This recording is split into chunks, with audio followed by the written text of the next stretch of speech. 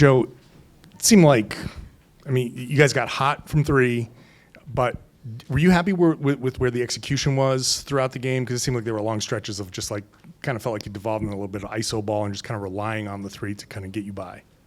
I thought we relied on open shots. I thought we executed well. I thought the first half was great. I thought in the second half we got off to a great start. I thought they went zone and it messed up our rhythm a little bit. It took us some time to see the reads, but no, I thought we had great execution, like the shots that we got. And they're audible to zone, messed up our rhythm a little bit, but we were able to pick it back up.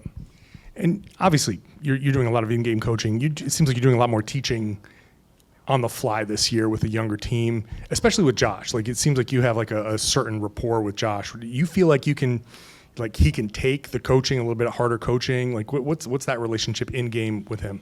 Just constantly communicating. He plays a tough role because of his versatility and his ability to, he's defending ball handlers, he's defending screeners.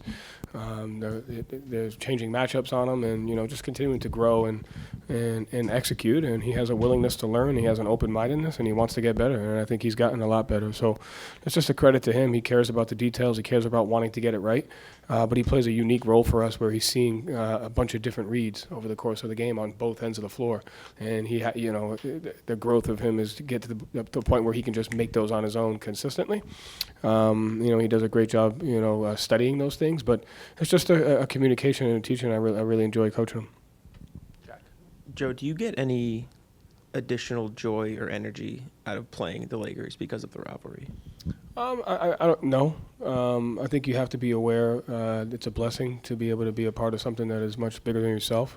This rivalry's been around a lot longer. It's going to be around longer than I'm here, and so I think it's just along the way you take advantage of the perspective and the blessing of it. But at the end of the day, no, I don't. But I understand the opportunity and blessing that it is to be able to do that. You can't take that for granted. Do you have any? You're from New England, Rhode Island. Like, do you have any early memories, either growing up or like when you first got here, where you, like the first time you fully appreciated like how much of a, like you used to call it a blessing, like it is like to play in this?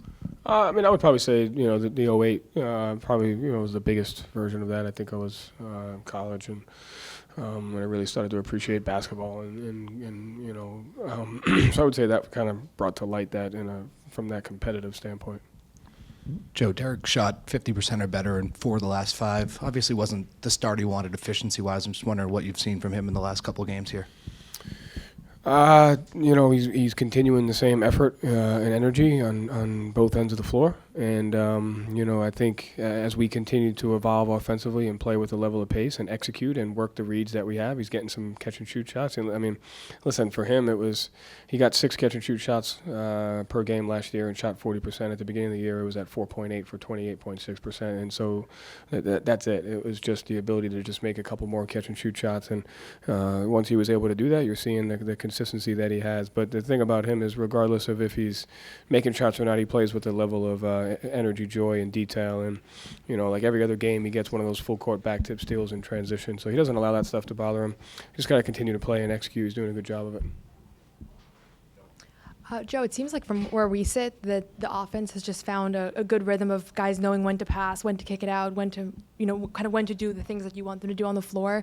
Was there a stretch of the season where you were kind of teaching that, and then it kind of seems like it kind of clicked and came to fruition over the last couple of weeks? Is that how it seems for you, or are guys making reads that they were making earlier on, but just shots are falling, so it feels that way more? Like, where do you see the evolution of that? I think we're definitely going through a stretch of shooting luck, that's for sure, that we weren't going shooting through luck, at the beginning of the season. Like, yeah, I think we're definitely shooting the ball better than we were, so that does make everything seem better. But I think you come into the season with an identity and a level of execution that you want to have, and then you learn more about your team. And so, we obviously, as we continue to evolve offensively and have guys in different spots, playing different lineups, working the reads, what the matchups are, what the coverage is, what the spacing should be. Tonight we go over a certain type of spacing, and in the second quarter we kind of messed it up 3 times. And if you don't have the proper spacing, the team's able to take advantage of that defensively. And so it's just, there's small reads that you have to constantly make that we're working, and because of the versatility of the sub patterns, you see that. So I think we came in with an identity of how we wanted to play, and I think it's ever evolving just based on the season. I think the guys are doing a good job understanding that.